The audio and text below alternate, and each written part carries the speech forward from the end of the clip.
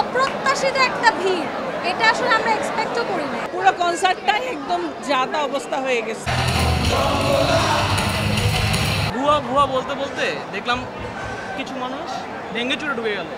ধাক্কা দিয়ে যেভাবে আসা হয়, আমি অনেক মেয়েকেও দেখছি পড়ে যেতে। যারা অর্গানাইজেশন তারা খুবই আনপ্রফেশনাল।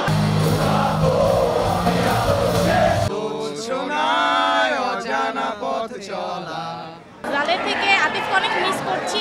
ব্যাকআপ প্ল্যান থাকলে কি হতো, এই সাফোকেশনটা হতো না। এক্সপেকটেশন অনেক বেশি হাই ছিল। Very nice. ব্যাকিংস তাদের বেস্টটা দিচ্ছে। স্বাগত জানাচ্ছি দেশ বিনোদনে, আপনাদের সঙ্গে রয়েছে ARM সাদাত এবং ঠিক এই মুহূর্তে আছে যমুনা ফিউচার পার্কে। অনেক জল্পনা শেষে legends of the Beatle show নামের কনসার্টটি আয়োজন করা হয়েছে এখানে, এবং এই কনসার্ট ঘিরে মানুষের প্রত্যাশা অনেক বেশি, কারণ দীর্ঘ 14 বছর পর পাকিস্তানের জনপ্রিয় ব্যান্ড জাল এসছে বাংলাদেশে পারফর্ম করতে। সেই সঙ্গে বাংলাদেশের আরও দুটি ব্যান্ড পারফর্ম করছে এখানে, একটি হচ্ছে অর্থহীন, অন্যটি ভাইটেক্স। এই কনসার্টে আরও কিছু ফ্যাক্ট আছে, তার মধ্যে একটি হচ্ছে অর্থহীনের বেশ বাবার সুমন দীর্ঘদিন যাবত অসুস্থ ছিলেন এবং অসুস্থতা কাটিয়ে তিনি এই কনসার্টের মধ্য দিয়ে দীর্ঘদিন পরে স্টেজে পারফর্ম করবেন। সেই সঙ্গে ভাইকিংসের 27 বছর পূর্তি উদযাপনী অনুষ্ঠানও হতে যাচ্ছে এই কনসার্টের মধ্য দিয়ে। এই কনসার্ট নিয়ে মানুষের যে প্রত্যাশা ছিল, যে আকাঙ্ক্ষা ছিল, সেই আকাঙ্ক্ষা কতটুকু পূরণ হচ্ছে সেটি কনসার্টে অংশগ্রহণকারীদের কাছ থেকে জেনে নেওয়া যায়।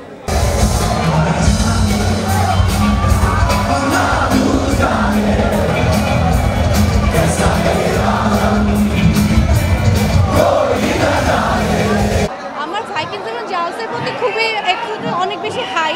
লেটস সি কি তা হয়। বুঝতে পারতেছি না কখন শুরু হবে, অনেকক্ষণ ধরেই বসে আছি। Are you ready, are you ready শুনতেই আছি। এরপরে হচ্ছে অনেক মিস কমিউনিকেশন রয়েছে। আমরা টিকিট কেটে বা টিকিট পেয়ে আসছি, ঢোকার সময় আমরা বাঙালিরা অনেক খারাপ, আসলে আমাদের অবস্থা খারাপ হয়ে গেছে, কারণ ঢোকার সময় ব্যথা পাইছি। ওই ভুয়া ভুয়া বলতে বলতে দেখলাম কিছু মানুষ ভেঙে চুরে ঢুকে গেল।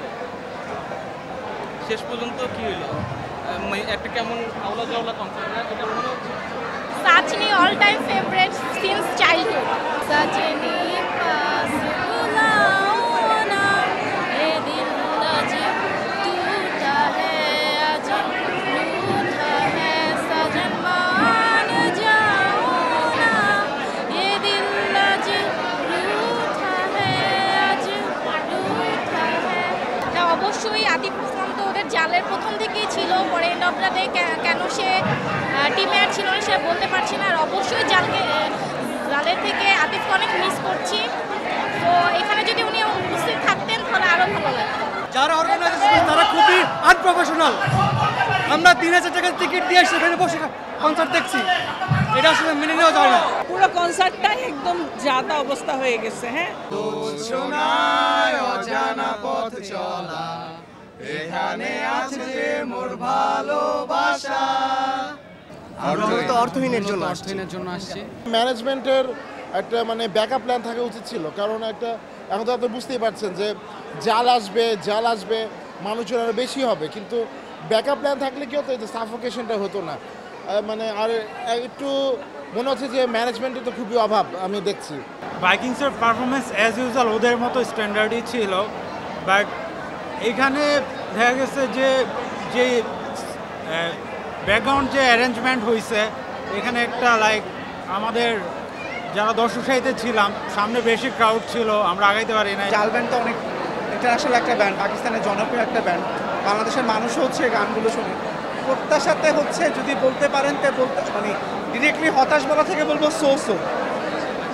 কারণ আসলে যেভাবে চিন্তা করা হয়েছিল যে আউটডোর, মানুষ যেভাবে চিন্তা ভাবনা করা, আপনি দেখেন কিছুক্ষণ আগে আমি যারা এখানকার দায়িত্বে আছেন তারা এই প্রোগ্রাম যারা করছেন, আমি তাদের থেকে বেশি মনে করবো প্রফিটি হচ্ছে যারা প্রোটোকলে আছে, যারা এলিট ফোর্স ছিলেন। কারণ যেভাবে করে মানুষকে তাদেরকে নেওয়া হয়েছে বা তাদের কাছ থেকে আমাদেরকে প্রোটোকল দেওয়া বা কিছু এভাবে ধাক্কা দিয়ে যেভাবে আসা হয়, আমি অনেক মেয়েকেও দেখছি পড়ে যেতে। Expectation was very high. কালকে আমরা সারাদিন অনেক কষ্টে ছিলাম এটা পোস্টপন্ড হওয়ার কারণে। এখন দেখি কি গায়, এখন ওদের প্র্যাকটিস তো দেখলাম very nice. So waiting for Sajni. Expectation অনেক বেশি হাই ছিল, এখনও তো ওয়েট করছি যে জালের অ্যাকচুয়ালি কেমন হবে। It's okay, right now it's okay. অপ্রত্যাশিত একটা ভিড়, এটা আসলে আমরা এক্সপেক্টও করি না।